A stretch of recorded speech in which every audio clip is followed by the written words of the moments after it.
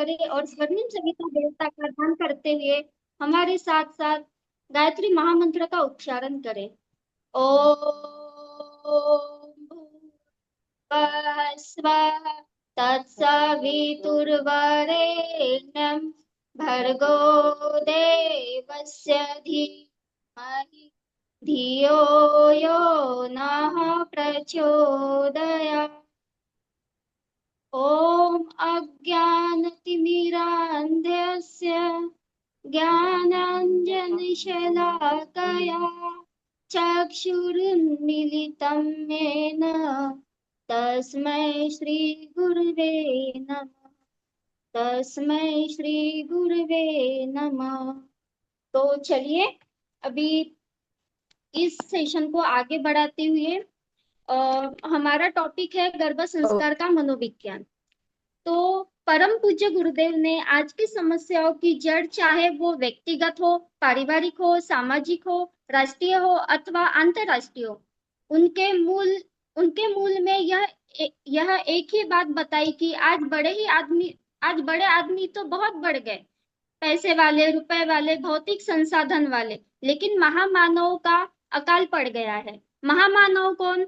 जिनका चिंतन उत्कृष्ट हो, जिनका आदर्शवादी हो, प्रामाणिक हो, जिनके व्यवहार में शालीनता हो, सद्व्यवहार हो, प्रेम, करुणा, ममता, उदारता, दया, सहयोग व सहकार की वृत्ति हो, जो अपने अपने लिए ही नहीं दूसरों के लिए भी उनको ऊंचा उठाने में अपना समय, साधन, प्रतिभा लगा सकते हैं। ऐसे महान व्यक्तियों का आज अकाल पड़ गया है।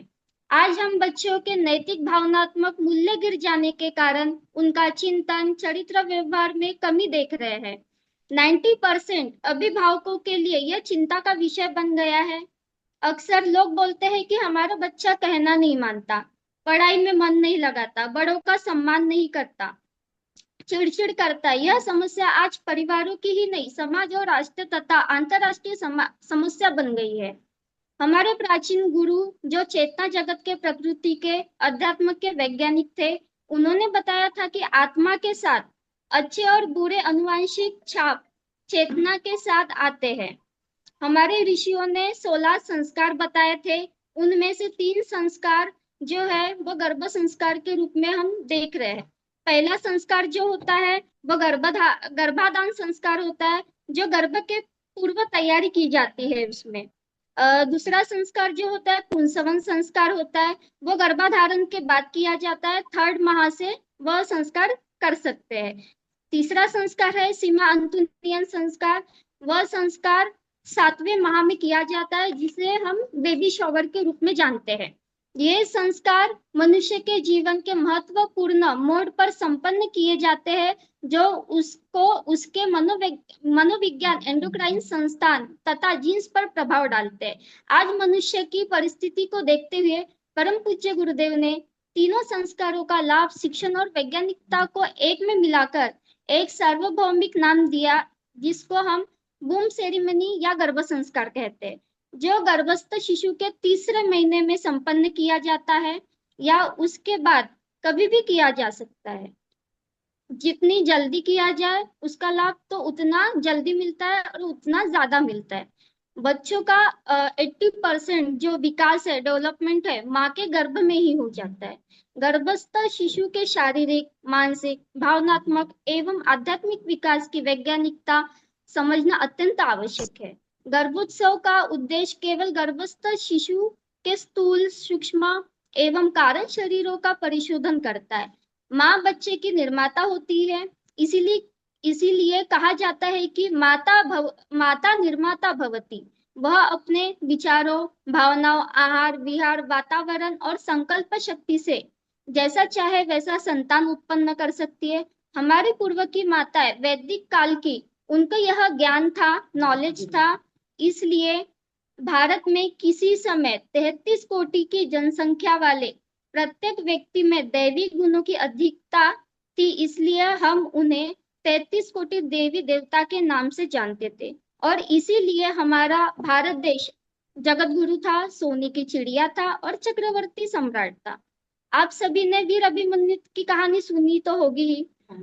अभिमन्यु ने अपनी माँ सुभद्रा के गर्भ में चक्रव्यूह तोड़ना सीखा था। और कहानी सुनाई थी उनके पिता अर्जुन ने। वह थोड़ी देर के लिए सो गई थी, तो चक्रव्यूह तोड़कर बाहर निकलना नहीं सीख पाए, जिसका नतीजा युद्ध क्षेत्र में भुगतना पड़ा उन्हें, अपने जान को गवाकर।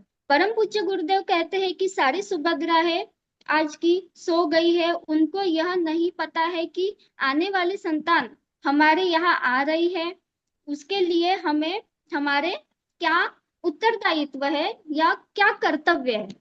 अपने कुल का चिराग बनाना चाहते हैं तो हमें क्या करना चाहिए। इसी तरह से रानी मदारसा ने अपने 3 बच्चों को ब्रह्मज्ञानी बनाया था। इसी प्रकार माता सीता ने लव कुश को, जीजाबाई ने शिवाजी को अपने दृढ़ इच्छा शक्ति से जैसा चाहती थी वैसा बना लिया। डॉक्टर रूपर्ट शेंड्रैक ने एक सिद्धांत बनाए थे फॉर्मेटिव कॉजेशन का, जिसके अनुसार माँ का विचार, भावनाएं, आहार एवं पारिवारिक वातावरण होता है, उसके अंदर एक फोर्स निकलती है जिसको कि मेटाफिजिकल मॉर्फोजेनेटिकल फोर्स भी कहते हैं। और ये फोर्स अचेतन मन में पहुंच के उसका 80 to 85% बच्चे की 85% तक बच्चे की पर्सनालिटी बनाते हैं। मेडिकल साइंस कहती है कि माँ के विचार और भावनाएं, अच्छे विचार और बुरे विचार जैसे होंगे, उस माँ में वैसे ही पॉजिटिव निगेटिव हॉर्मोन्स बनेंगे।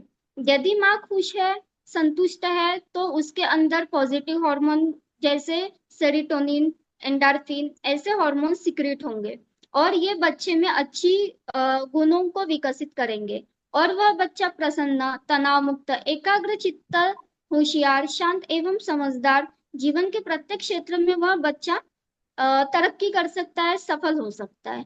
लेकिन यदि माँ दुखी है तो परेशान है, तो क्रोधी है, ईर्ष्यालु है, तरह तरह के निगेटिव विचार वाली है, तो उसके अंदर दुखी वाले हॉर्मोन्स बनेंगे, निगेटिव हॉर्मोन्स निकलेंगे, जैसे कि एड्रेनालिन, कॉर्टिजोल है, सेरोटोनिन है, जो कि बच्चे की नाड़ियों को सिकुड़ेंगे और ऑक्सीजन नहीं पहुंचा पाएगी बराबर बच्चे में, जिसके कारण बच्चा बराबर ग्रोथ नहीं कर पाएगा या बराबर बढ़ नहीं पाएगा। और इसके कारण बच्चे के अंदर बुरे गुण पैदा होंगे, जैसे रोने वाला बच्चा, चिड़चिड़ा, गुस्से वाला, मानसिक एवं भावनात्मक रूप से कमजोर बच्चा पैदा होगा। हाँ। तो सबसे तेजी से बच्चे का जो विकास होता है वो मस्तिष्क का होता है। बच्चे का अ, बच्चे का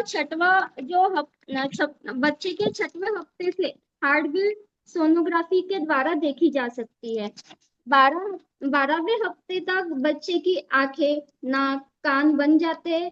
इस 3 माह तक गर्भस्थ शिशु में कोई संक्रमण, दवाई या वातावरण का प्रभाव हो तो शारीरिक खराबी आने की संभावना ज्यादा होती है, लेकिन बाद में यही मानसिक एवं भावनात्मक खराबियों के कारण ज्यादा जाती है।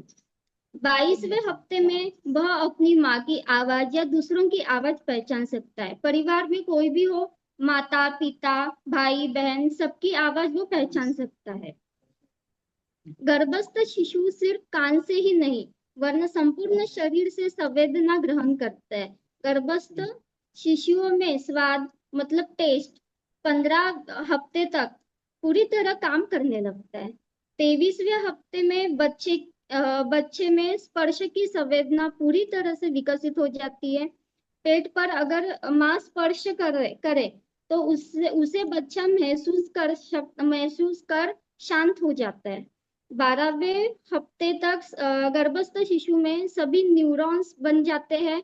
28 हफ्ते में भावनात्मक भाग भी बन जाता है, और 28 हफ्ते के शिशु में भावनाएं भी होती है। गर्भस्थ शिशु में 8 माह से याददाश्त का हिस्सा भी बन जाता है। कई बच्चों को अपने जन्म की प्रक्रिया भी याद रहती है। इसी तरह बच्चों का 9 महीने तक डेवलपमेंट होता है। सभी गर्भिणी बहनों से निवेदन करती हूँ कि सभी इसे समझे, आत्मसात करें, ताकि आपका बच्चा मानव से महामानव, महामानव से देव मानव बने। तो तो इसी समय को मद्देनजर रखते हुए आप इस सेशन को आगे बढ़ाते हैं। तो धन्यवाद रेवती दीदी, आपने हमें बोलने का मौका दिया।